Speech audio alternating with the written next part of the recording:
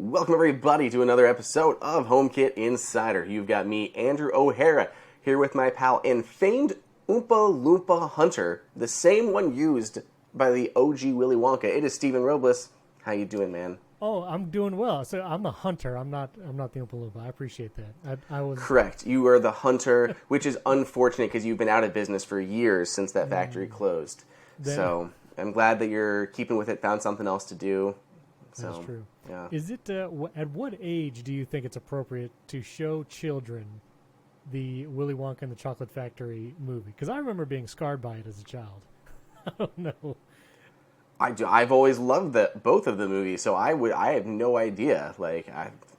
Whenever they want. Spoilers for this 40-year-old movie, but that scene where they're like floating up the kid and the grandfather, and like that fan is going heroin. It's a heroin scene. Okay, well then maybe the kid will learn not to eat bubbles. It seems like a learning experience. Exactly. Also, it's amazing how that grandfather couldn't get out of bed, and then suddenly with the golden ticket, he's running. For sure. Well, I mean, he was dancing. Got him up and exactly. Dancing.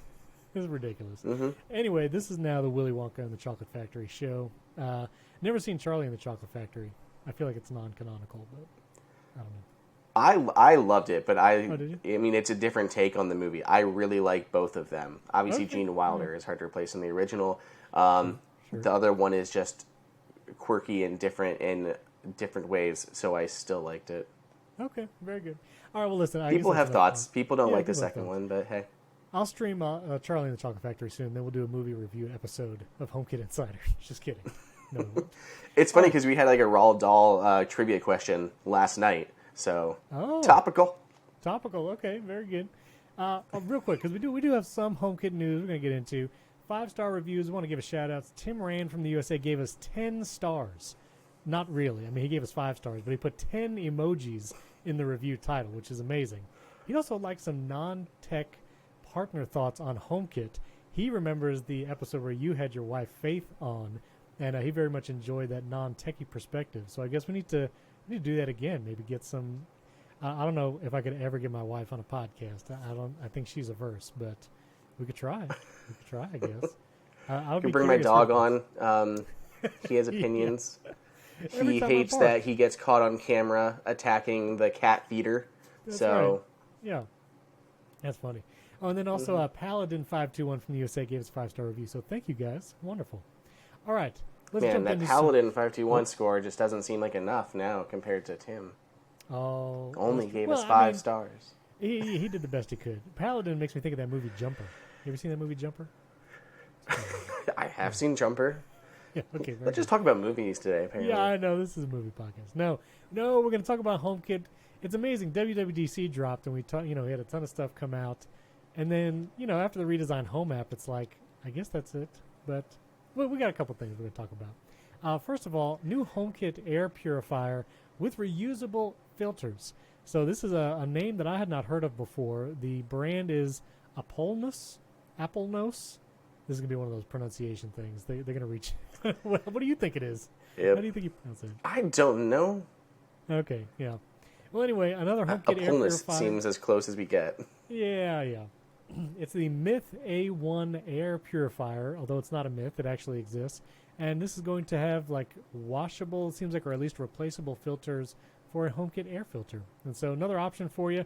Also has optional casters, which that's actually kind of cool for an air filter. I think that would be useful. So anyway, if you're interested, not yet available, it seems like, but maybe available soon, hopefully here in the U.S. There you go. Yeah, that's the second one that I've seen with the reusable, washable filter type dealies. The other one being, the One Life. The One Life one, which I think is getting closer to launch. But yeah, they're planning HomeKit and they have a washable filter in it. Though they did that redesign for their actual launch, and I don't like it as much because it's like bamboo, and I dislike the look of bamboo. But hey. What you got against bamboo? You just don't like it? Don't like bamboo? I just don't like it. I think it just... There's some people who really like it. I don't like it for cutting boards, which it's used quite often. It's a little bit harder of a grain that can be tougher on your knives. It's just not a great cutting material for good knives. And I think just a lot of other products look kind of like cheap and tacky to me. Like, I have a lot of wood stuff in our house that I've built or my grandpa's built and stuff like that. So we've got like a lot of walnut and things like that, and then there's like bamboo, and it's very sustainable, which is good, but it's also just really widely available. So to me, when they put bamboo on like a tech product, it looked like they were trying to be fancy by adding wood, but they cheaped out and went with like the cheapest wood they could find because they didn't want to use a nice piece of wood. So. Wow. I don't know. It was never my favorite material. That's some strong feelings on bamboo. Interesting. This is now a bamboo movie review podcast. Bamboo Insider. No, just kidding. Not doing that. It's rhyming today. Yeah, that's right. Now, this is kind of WWDC-ish. This was interesting. Aaron Pierce, he makes great HomeKit apps. He tweeted this screenshot that Apple is now recommending developers use the term, and there's a new badge, like this visual badge, works with Apple Home instead of works with Apple HomeKit. I immediately had an existential crisis, Andrew, because we might have to literally rename the show. I'm not sure. So that's works. Andrew is showing, if you watch this on YouTube, youtube.com/HomeKit Insider, he's showing a box with the badge that previously said works with Apple HomeKit. I actually have one as well. We can both hold up. As our powers combine, our smart plugs, yeah. So up until this point, it has been works with Apple HomeKit. And it looks like Apple is trying to move that to Apple Home, which I guess makes sense. You know, I saw people on Twitter, like Apple calls its developer frameworks kit, whether it's AR kit, health kit, weather kit, and then HomeKit is obviously for the developers, for the product manufacturers. But when it comes to the consumer-facing Apple side of the ecosystem, it's, you know, Apple One, the subscription service bundle, Apple TV, Apple Fitness Plus. And so having HomeKit as the consumer-facing side, like I understand it's not really on brand with the rest of the stuff, but might pose an issue with our podcast, with our name. What do you think about that, Andrew? Okay, well, we're sticking with it at least for the foreseeable future. Yeah, but you know, it's a change that should have happened a long time ago. It never made sense that Apple called it, you know, HomeKit publicly. Like, it should have always been works with Apple Home or some other PR spun name, because just HomeKit is literally their developer framework. And like a good example is like the health app. So it, like, everything will say worked with Apple Health, but developers use HealthKit. There are no badges that say works with HealthKit. They're just works with Apple Health. So you'll see those on products that integrate with that. So it's the same thing here, and it's just super peculiar that Apple, well, I guess originally there was no Home app, right? So it was like, it works with HomeKit because it worked with that framework, and developers built the third-party apps to go along with. And Apple realized, well, that's not a great solution because there's now no first-party option and doesn't bring a lot of visibility to the service. So they developed their own Home app, but then it worked with like the Home app and other ones, and it seems like it just got away from them. So this is long overdue. Plus, we have the Matter coming out, right? So now, when I see it, trademark. They want it to colon. I'll believe it when I see it, I think is the proper term you used. Yeah. But yeah, so now we've got Matter stuff. So Matter, and it'll be able to say, like, you know, works with Apple Home if they're getting that additional certification or anything like that.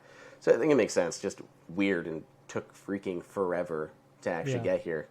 So if you go to the actual page on their website, it still says works with Apple HomeKit, but I'm sure that'll change at least by the fall. They'll probably just change to Apple Home. But curious, I think it is good. I think it should have been like that from the beginning, like you were saying, for sure. And yeah, so maybe with Home Insider. Well, Apple Home Insider? No, I don't. Home Insider doesn't work. It's got to have the Apple Home Insider. But then it's like 3 words when right now we're like... Yeah, there's probably some copyright issue with the name. I don't know. Yeah. Anyway, you know what's a great product for your home, Andrew, since we're talking about things like Apple Homes? A great product is the Nubia by Moen Spa Shower, their Quattro Shower, and like I said last time they were a sponsor, their Quick Dry Earth Mat. Nubia makes amazing products for your bathroom and for your home. So listen, the Nubia by Moen Spa Shower. Let's talk about that. First of all, I love it. One, super easy to install. 15 minutes. I had never switched out a shower head before, but it's super easy. Give you all the instructions, all the parts, swap it out. It's great. And then what I love about it is it's height adjustable. So when the kids get in there, they can pull it down. They want it closer to them. Adults get in the shower. You can move it up. Height adjustable after you install it. And the best part is it uses 45% less water. So you're saving water and getting a better shower experience. It atomizes the water droplets. That's their fancy word for making it a spa-like experience. It's got great thermal comfort, TM. No, just kidding. But they gave me that, phrase, thermal comfort. And it looks great. You got 4 finishes: spot-resistant nickel, white and chrome, matte black, black and chrome. And like I said last time, I think they actually added it here in the notes since I mentioned it. Offers awesome sustainable bathroom accessories such as their new quick dry earth mat, which I'm still using, still love. It still boggles my mind how it just dries quickly, first of all, but just soaks the water out of your feet. I just love it. So anyway, tell me something about Nubia, Andrew. So we always say that spa-like experience, and until I actually tried one, I didn't know what that meant, fully comprehend what that would be. But the coolest thing is it actually makes your entire shower warm. The air is warm. You don't step out of the shower and you're shivering. The whole thing, including the walls of your shower, the plastic or towel, whatever you got, will be warm, and it literally feels like you are in a spa where just everything around you is nice and comfortable. It's really cool. It is really cool. It'll upgrade your shower experience, and you're saving water. And, the magic wand attachment with the spa shower, you definitely want the magic wand because it's really cool. So the Nubia by Moen Spa Shower starts just $199. And for HomeKit Insider listeners, here's the deal. You go to Nubia.com/HomeKit, use the promo code HomeKit at checkout to get 10% off all Nubia products. So use that promo code HomeKit, quick dry earth mat, Nubia by Moen Spa Shower, shower accessories. Again, Nubia doesn't usually do sales, but they've partnered with us for a long time, and this is a great deal to jump on. So go to Nubia.com/HomeKit, Nebia.com/HomeKit. Check out all they have to offer and save 10% with promo code HomeKit. Save 10%. It's pretty cool. Andrew, this is not even in the notes, but I'm going to throw you a curveball. Are you ready? Maybe. You ready? Here we go. Maybe. Winding up. Okay. Winding up. Stage manager, what do you think? What do I think about Stage Manager? Yeah, because, listen, I know it is not HomeKit related, but this is the show where me and you talk, and it's been very controversial recently. I know you're running the betas everywhere. I've been running Stage Manager. I tried to get into it, and I don't know. I just wanted to know what you thought about Stage Manager. I really like it. I think it's it's two different things, right? There's your external monitor support with the iPad, and then there's the Stage Manager interface. Right. And especially when you're using with an external monitor, it's really nice. We've never had that windowed experience on iPad, and when you are putting it up on a bit of a larger display, I think it's really handy. And I've still just been kind of tinkering with how I like my layouts, and it's very nice that you have up to 8 apps, I think, in total that are instantly responsive.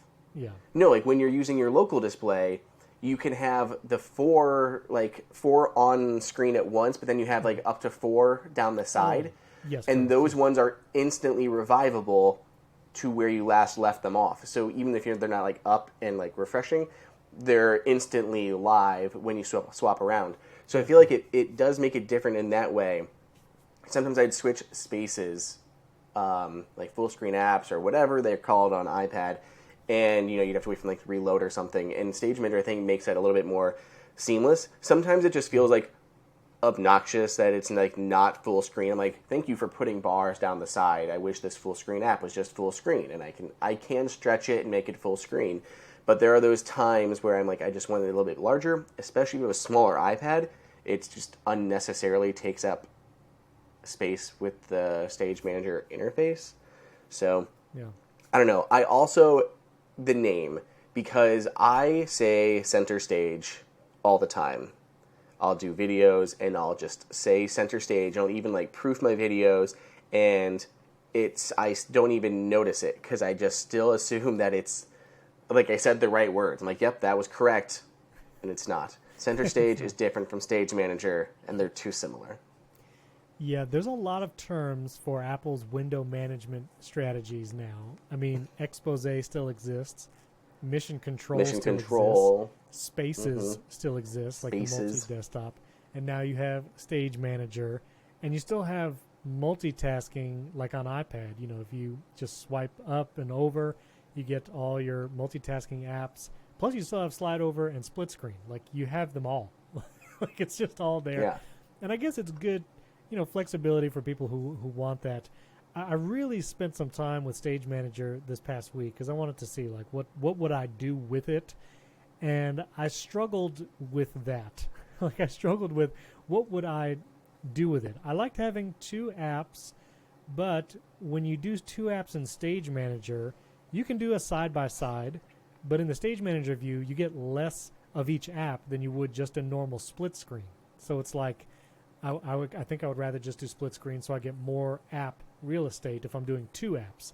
And then if I'm doing like a sliver of an app and, you know, the 2/3, I feel like that slide over, or like you do the literal split screen but with 2/3 and 1/3 with an app, I feel like I get more real estate. So I was trying to figure, I mean, I don't know of a time where I'll want those 4 windows all the time. Maybe if I'm doing research, taking notes, and something else, I'm not sure. But I'm curious from our listeners, and if you or, you know, as Stage Manager changes, what actual use cases people have found. Like, when I do this work or when I do this particular task, Stage Manager is really useful. And just a side note, if you watch Craig Federighi's done some interviews with different outlets, he has said the Stage Manager is probably going to change a little bit over the summer, maybe a lot. And, you know, it's going to be cleaned up. Some of the little, like, controls when you click the 3 dots at the top of a window are not enabled yet or don't work yet. Or the fact that you have to, when you turn it off on the Mac, you still have to go to Control Center, and then you click it, and then it's like another pop-up that you have to toggle off. Like, it's a little extra steps. So all those bugs, you know, Apple has said explicitly that it's going to be changed and going to be made better over the summer. But yeah, I guess I'll be curious as people run the beta, what use case for Stage Manager there has been. I think I like groupings of windows, but I don't know. I just haven't found a practical use case for me just yet. And so, yeah, be curious what people think. And again, we're talking about like on the display versus on an external display. Using on an external display, I think, is more beneficial when you have that more space. But the most recent time that I used it, where I found it really useful, I was writing. So I had like our publishing program open in Safari. I had my Twitter feed open behind it, and then I had messages. And I thought that was really nice because I could just keep what I had my feed going. I had that going. Everything is refreshing, so I'm seeing as notifications are coming in with stuff. And this is like during Dub week, so there was a lot of stuff going on Twitter that I'm trying to keep a focus on.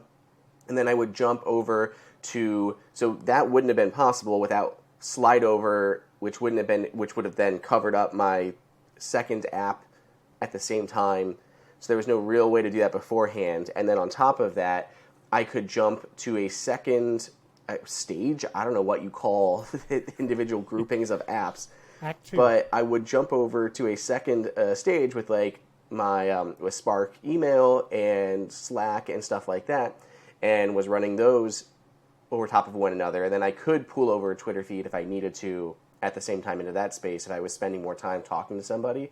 Sure. But I thought that was more useful because when you get to that many apps, it's a lot of like swiping left and right to go between those full screen apps or split screen apps. And then when they're in the split screen mode, it's weird to move one from the other. So when I was moving Twitter from that one grouping to another grouping, I just dragged and dropped it because they were all open essentially at the same time. Sure. When I did it with like the full screen app interfaces, you have to like, I think you have to basically take it out and then split screen. I don't know. It's just more of a confusing way to do it. Yeah, nobody knows how to actually do it. So it's all right. Well, yeah, we'll see. So we will see how it changes over the summer for sure. But yeah, I just thought I'd be curious. We'll update again maybe as it changes, and hopefully it gets better over the summer. Now you snuck something in here into the notes that cool wallet thing, very descriptive. Yeah. What you talking about? Okay. Well, we've talked a lot about the Apple's MagSafe wallet, and people probably know that I like the MagSafe stuff, and they probably know that I like the I like the Apple MagSafe wallet, but there's like some problems with it. So recently I got something new that I really like, and I'm going to go ahead and take out one card because it has card numbers on it and not show that on camera. But this is the case and wallet combo from Bellroy. They make leather goods. I've had their wallets for years, so I finally picked this up, and I was very curious about it. And what's different is the wallet, it has little bars, so it actually like locks into place better. So there's one there and one there. So when it slides on, it doesn't rotate at all. It just stays right where you put it, making it more secure than Apple's MagSafe wallet. And this is really hard to see on camera. You like come to the side here. So I've got like the wallet, and I can actually open it like one-handed. It's because I took my extra cards out. But I can open it one-handed and slide my cards out really easily, and then it goes back in. It's pretty a little weird to see, but opens up. I can open it up with this hand too when I'm holding it. I can pop it open and slide a card out, literally just one-handed, which is really neat to be able to do. So, and you can actually hold 3 cards in it. One of the cards fell out because I only had 2 in there when I was doing that, but with 3, they stay put just fine. So I think that is pretty cool. I like it. I like it a lot. That is cool. I actually gave my MagSafe wallet to my son because I kind of stopped using it, and he just got a debit card, and so he's using it. But I like that, because taking it, you really got to take the MagSafe wallet off your phone to get anything out of it. You have to be able to push your thumb against that little hole in the back of the wallet and all that. And it can be, cumbersome, and then you get the notification if you leave it disconnected for too long. So I do love that Bellroy thing. I've used Bellroy stuff in the past, and I really like it. So that's a cool wallet. I like it. Yeah, very interesting. Another mysterious note here you have is cool home app video. What you talking about there? Yeah, I just sent you a recording. Hopefully, it's not hugely long, but this is like a you live react type thing to this recording I did in the home app. Okay, here we go. So I'm reacting to this video, and reacting to this video. Let's see. This looks like the old home app, right? Patio. It is. Okay, very good.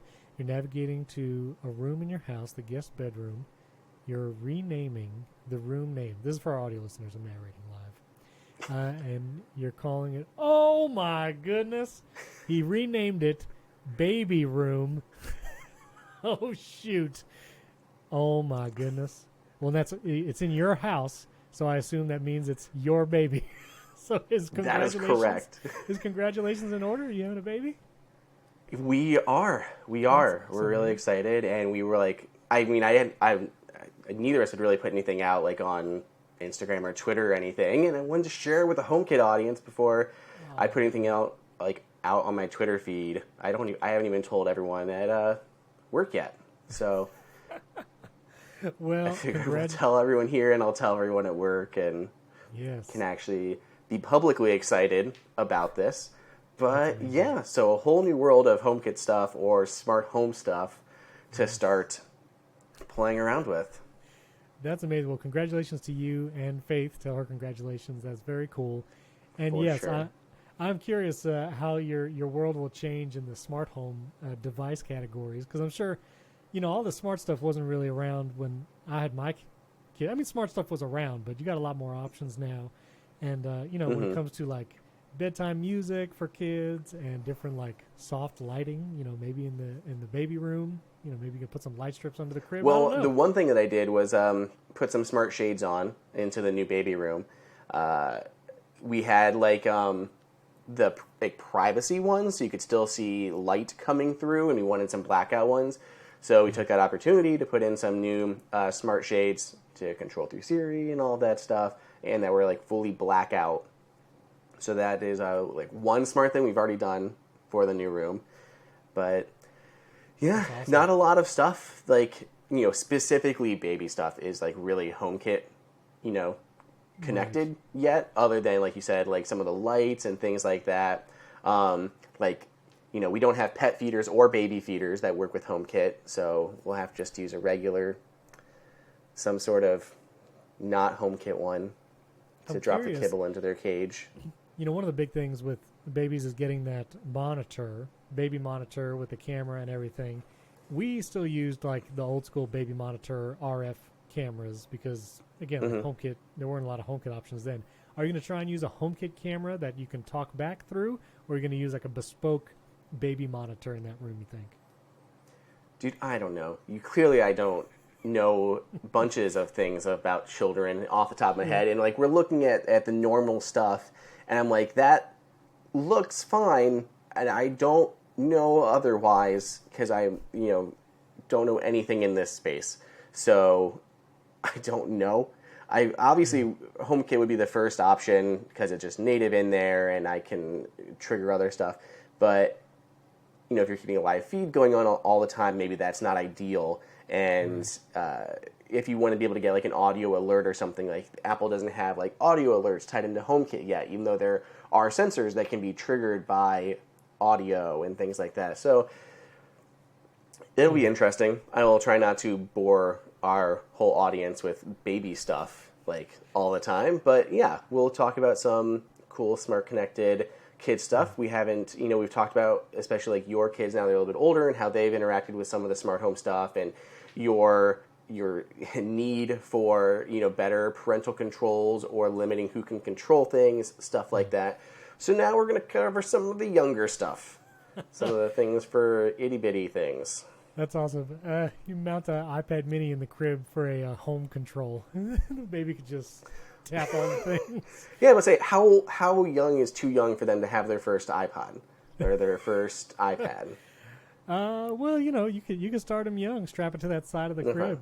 But the one perfect. Now that you said that, the one we'll get off this quickly for our non-parent listeners, but I remember the one baby accessory that you really kind of need is the audio monitor that has like the green light to red light scale of like how loud is this cry, and it was like the one like at a glance a visual indication of we need to get this child now, or like maybe they'll go back to sleep.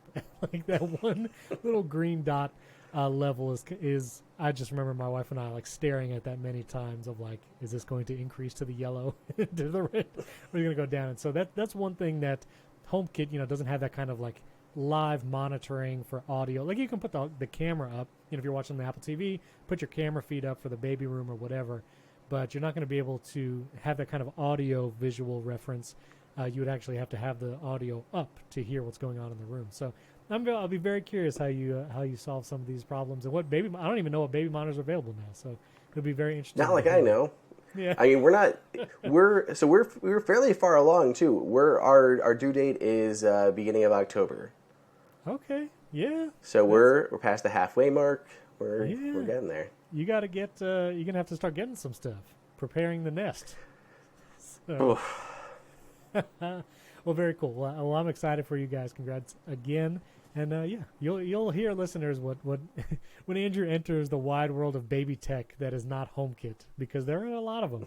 You can get like temperature sensors and all this kind of stuff. So yeah, I'm gonna put like an Eve degree in its diaper or something, so that way I'll have.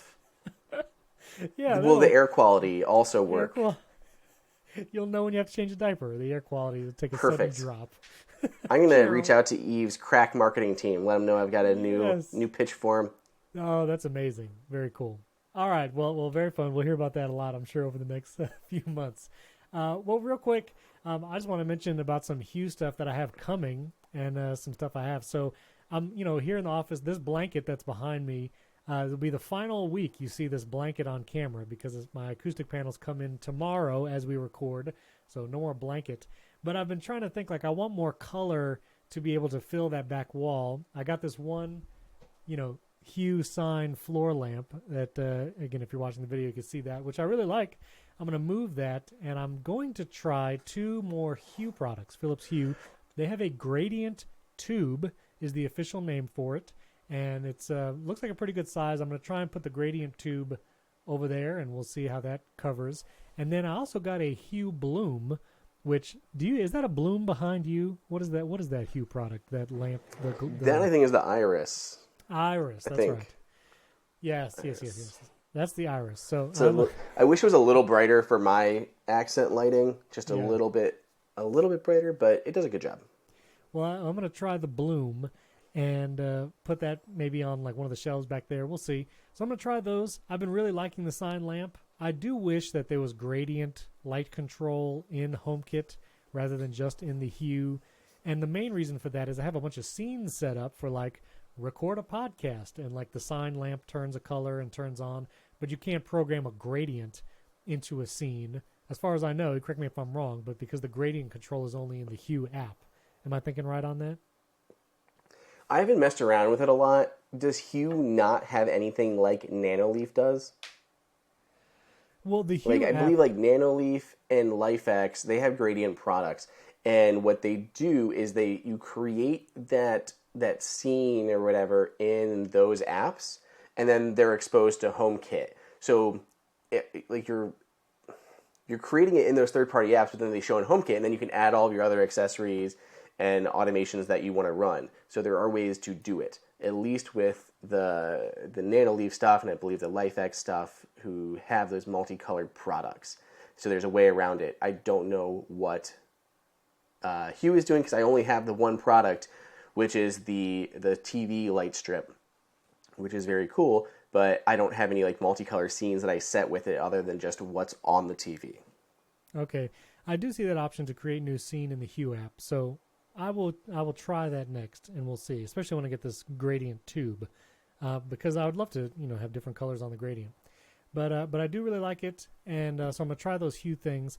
And then my other question for you was, I'm trying to figure out how to do a recording light on the outside of my office.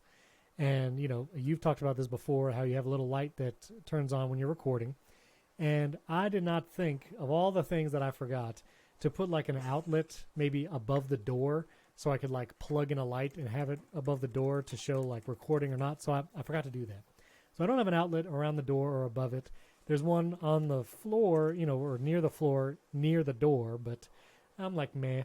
So I was thinking, what if I put a little shelf next to my door and put a wireless light that I can program in a scene that will turn on and turn red when I'm recording, and then the kids and whoever can see like, oh, the light is red, he's recording.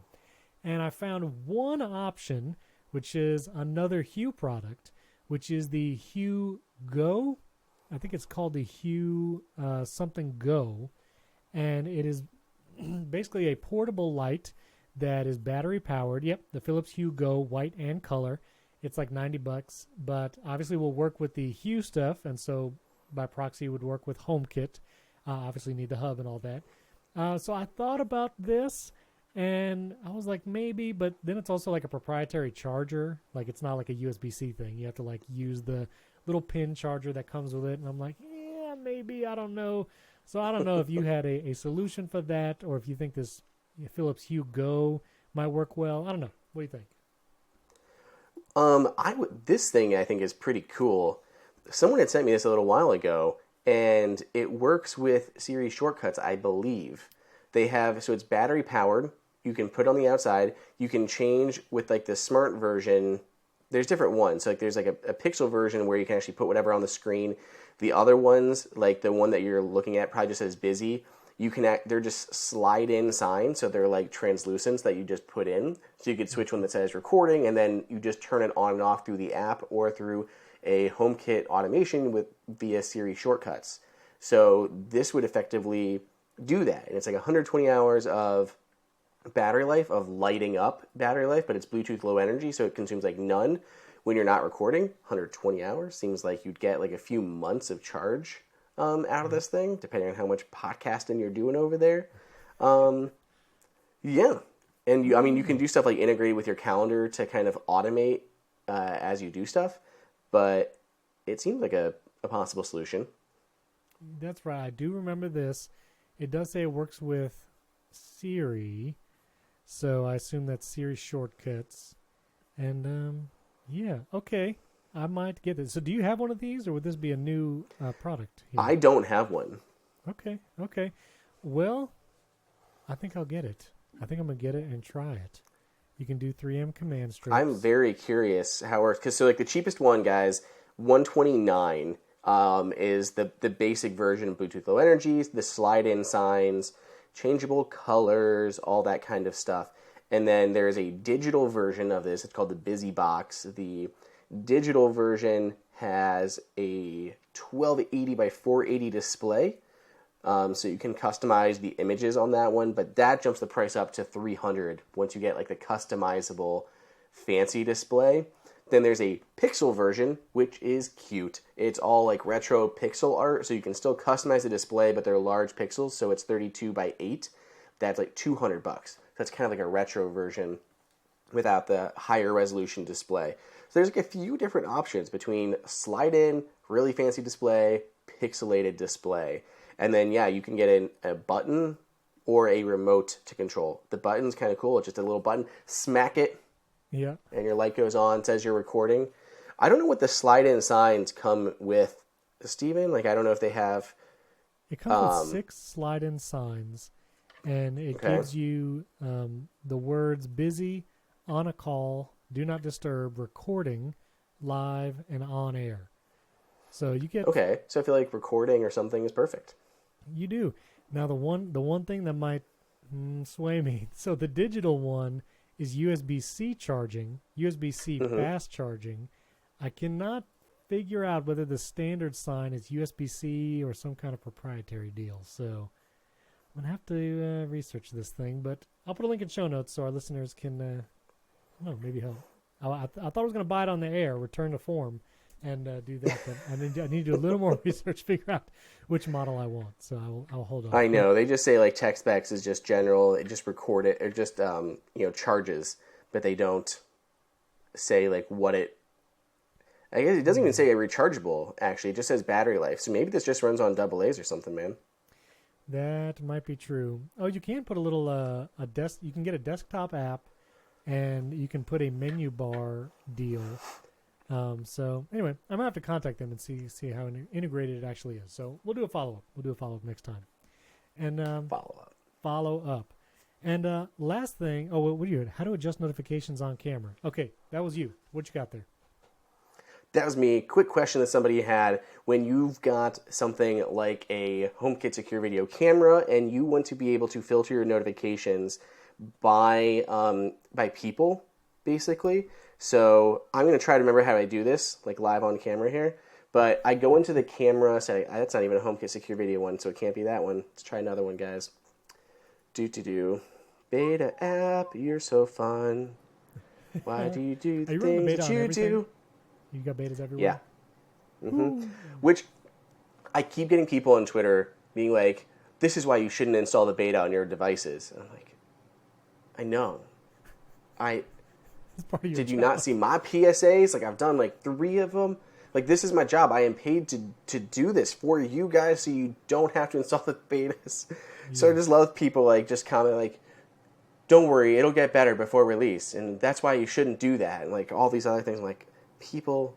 Thanks. Thank Thanks you a lot. so much. Okay.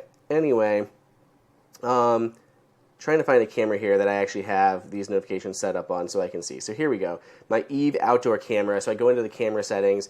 I go to the gear icon. I go to status and notifications. And I have receive activity notifications when I have specific motion detection. But where is it? There is an option for people, and I swear it existed. Making it up? I don't think I did. Because I remember, so I think it was under actually face recognition maybe. And then there's me. Yes. So it's under face recognition, and then there's all these people you'll see. And there's like recent, so there's me showing me today. And there's that little toggle. This camera focuses for us, Steven. It's working, doing its thing. It's way too bright. But there's a toggle that allows you to hide notifications. So it sees that it's me, and if I just toggle that off, it won't show notifications for me. So when I set this up for my grandma for her Wemo doorbell, I did not want her to get notified that she is on her porch. Right. So I set this up. I basically coaxed her to walk onto her porch so it saw her face, it showed up in there. I made sure that that face was recognized as her from her photo library, and then hid notifications for her. So that way, for me, when I go to the backyard, I don't trigger my camera. Faith doesn't trigger the camera. Stranger danger triggers the camera. So Right. that way it helps a little bit cut down on extra notifications. Very cool. No, that's a good one. That's a good toggle to have there. And all right, well, last thing I'll say, this is just a quick automation that I set up.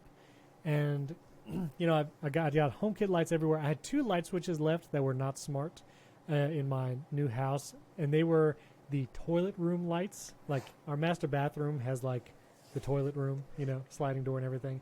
And it had a light and a fan. And I was like, they were dumb switches because I was like, we'll never. And I was like, no, I want to switch them out. So I switched them out, did 2 Leviton ones, worked great.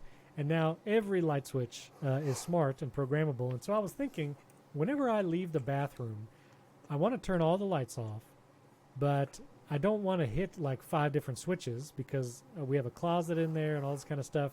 And so I was like, this is really simple, but I think it's going to be effective. And so I set up an automation, which you can do in the Home app, hit the plus, new automation. When accessory is controlled is the trigger. And so for that, I did when my main vanity bathroom lights, when I turn those off, because those are the lights right over the mirrors, over the sink. If there's ever a light that is going to be on, and it be the only one that's on, it'll be that one. And if there's one that we turn off when we leave, it is that one.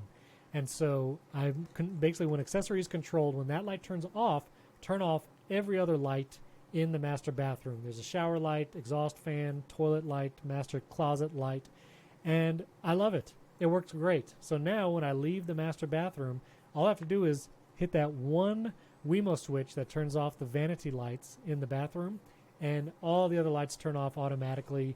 I don't have to go around hitting like 5 or 6 switches. This won't probably work for all rooms in the house because there are probably times like in your living room where you want to turn off maybe your overhead lights, but you still want to have like your ceiling fan light on. I have that situation in the family room. We have a ceiling fan light and then canned lights in the family room. And I want to be able to turn one off and leave the other on. So it doesn't work for every room, but for the bathroom specifically, it's great. And so now I can just hit one switch and the entire bathroom turns off, and I don't have to think about it. And I don't have to, tell Siri to turn something off. And so just a little automation, depending on your room needs, might be useful for somebody. So I thought that was pretty cool. Sweet. Yeah. You kind of mentioned them, and I'm sitting here fervently trying to search through my Twitter notifications, and there's a lot of them. Did we mention that Leviton news? Wasn't there some update to their app that someone had tweeted to us about? And I don't know if we ever talked about it. Yes, the email that came through that we finally got to from Jake DeGroot, where he talked about all the Leviton stuff. He said that the Leviton released firmware update 1.4.8 and it seems to have dramatically improved connection stability. So new firmware for Leviton switches and improves it. I've already had a good experience with the Leviton switches. They've been connected. Actually, side note, this wasn't in the notes, but now we've had a couple storms because we live in Florida. There's been some power blips where the power has blipped out for like a minute or a few seconds. And I was like, okay, a couple things. I'm going to get me some APCs. And so I got some APC battery backups for my computer and the main equipment here in the studio. And then I got another APC for the Internet Hub where the Ubiquiti Dream Machine and that server is all there. So I got 2 APCs, so if the power blips, I don't have to worry about my Mac Studio cutting out. I don't have to worry about even the Internet going out. The Internet will stay up for at least a little while due to that APC. So APCs, especially if you have periodic power outages, great idea. And then I forgot what I was talking about. Oh, the switches during those power outages, my Wemo and Meris switches, there will always be one that's like blinking at me after the power comes back on. And the Home app will tell me, can't connect to this accessory. For some reason, there's always one, because I have a bunch of these switches all over the house now. Every time there's a power blip, there's always one switch that I have to go. I basically hold it to like reset the Wi-Fi settings. I don't do factory default, just Wi-Fi.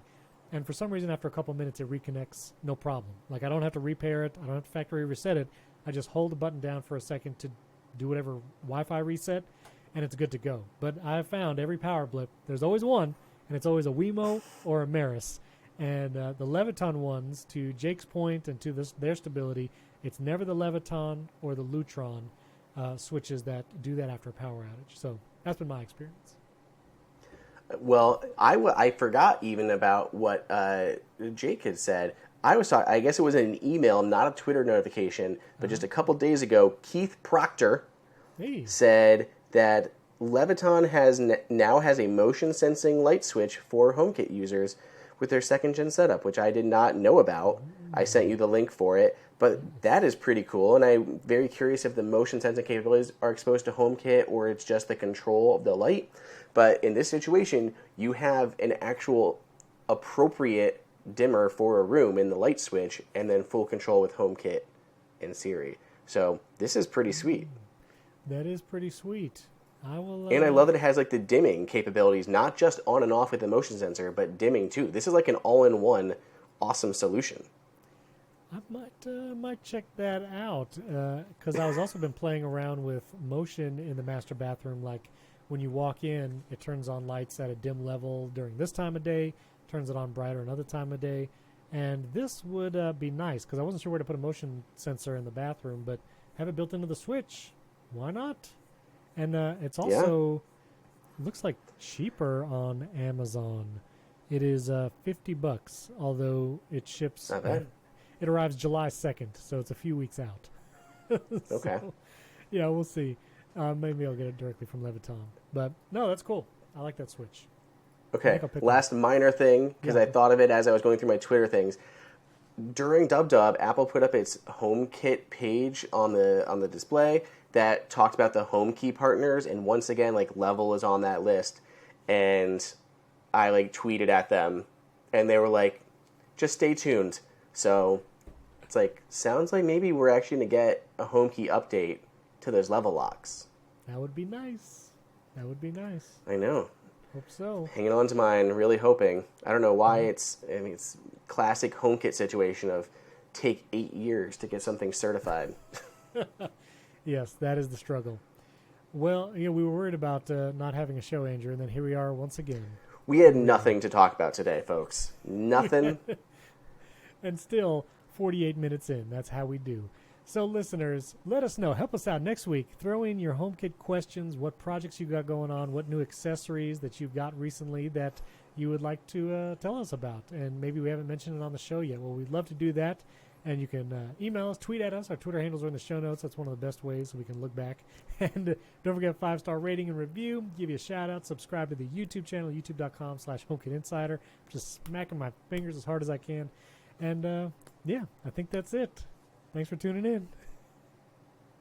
Catch you next time.